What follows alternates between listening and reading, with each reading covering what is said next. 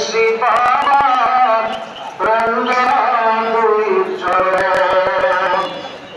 আমি সর্বনায়ক এ জীবনে সর্বনায়ক এ জীবনে অন্তরে তুই রাশিফল রাঙা তুই চরণ এই দিনে তো মেসি বাবা রাঙা তুই চরণ আল্লাহুম্মা সাল্লি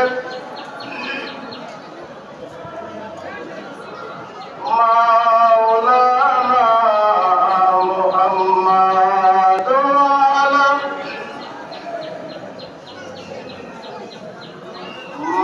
মাওলানা